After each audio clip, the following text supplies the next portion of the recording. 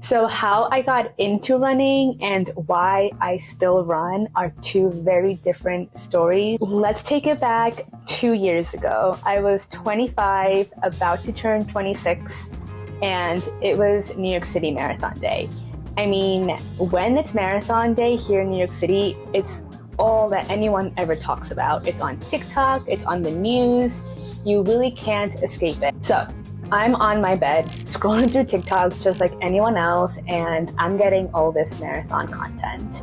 So I was like, how hard can running a marathon actually be? That is my toxic trait. I always think that nothing is too hard to do. I know. So I go on Google and I search how to run a marathon. And obviously a bunch of things about training and elite runners and all this marathon talk came up.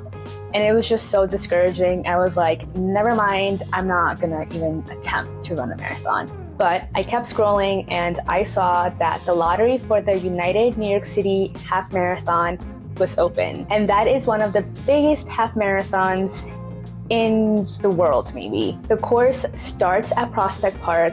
It goes all through Brooklyn, through Manhattan, through Times Square, and ends in Central Park. It's such a big race that they closed Times Square. It's the only other time that Times Square is closed besides New Year's Eve. I signed up for the lottery.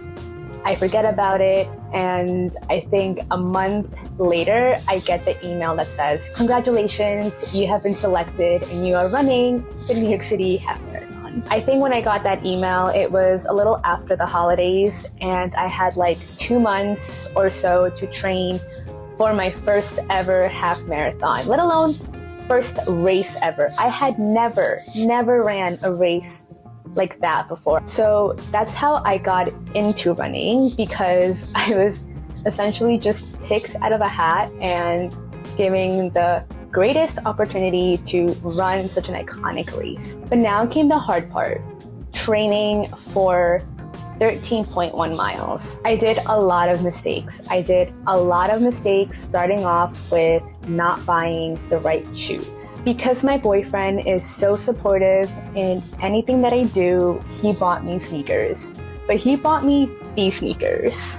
These are the Nike Vaporfly sneakers with a carbon plate in them. I had no idea what a carbon plate meant. I didn't even know that they made super sneakers like these. And honestly, till today, I really don't understand what they do. I get what they do, but I don't understand the science behind it, if I'm being honest. So as a new runner, running really slow, I had no business wearing these sneakers, like at all. But once I changed my sneakers, everything changed. It was like day and night. I bought these Asics sneakers and I wore them until I couldn't wear them anymore, literally. Which brings me to my next point, race day.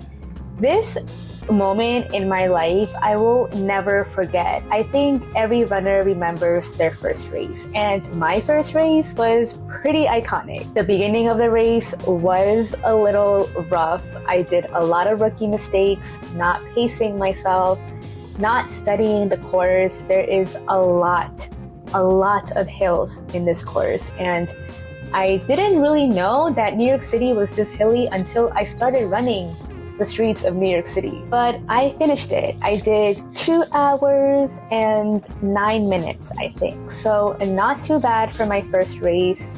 I felt like complete shit after. I could barely walk, I could barely stand. I don't even know how I went down the stairs into the subway after, because my legs were jelly. And on that day, I had a flight to Mexico. So that was a great motivator to get my ass to the finish line, because I literally had a flight to catch. But on the flight to Mexico, I had a lot of time to reflect what I did right, what I did wrong, and if I ever wanted to do this again. And one of the things that I realized was how much running had a positive impact on my life.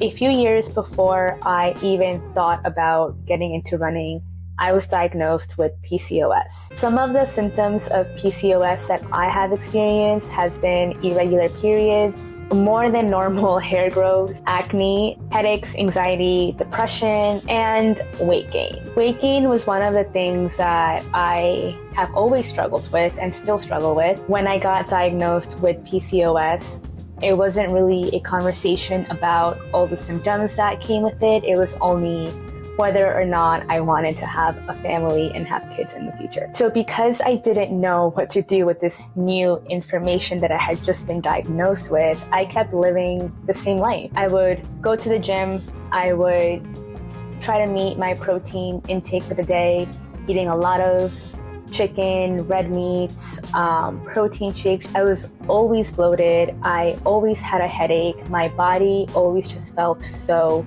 weak and I felt so tired. No matter how many hours of sleep I got, I just didn't feel 100%. And I remember looking at myself in the mirror the night before the race and realizing for the first time how much my body had changed since I got serious about running. I was no longer bloated the same way that I was 2-3 months before I started running. I realized that I stopped complaining about being so tired and having headaches, and I was always constipated, and that also went away. A huge part of it also is because I changed my diet due to running. When you're running, you need to fuel your body with the right amount of foods to be able to run fast and long. So now all of a sudden, I was following a Mediterranean diet. I was also eating more fish. I was eating a lot more whole foods. And a lot of antioxidants like berries and greens and stuff like that. So when I realized that running not only was making me more active, but I was also just making healthier choices for my lifestyle, I was like, okay, I think this is going to be who I am now. I'm going to go all out and I'm going to run that marathon in November. Now, with all that said, I just want to make super clear that this has just been my journey with running and PCOS. But I will say that I noticed a huge difference in my mental health and my overall health after I started running. So if you are looking for some kind of activity to pick up, I recommend, of course, running. So that is all for today. Thank you so much for sticking through this entire video. It's my first YouTube video that I've ever done. So I am very excited for the future and to start posting more about my journey and hopefully inspire others to get into their running era. Don't forget to watch my latest video right here, and also don't forget to subscribe to my channel if you want to follow along my journey to the New York City Marathon this November. Thanks for watching. I'll see you guys next time.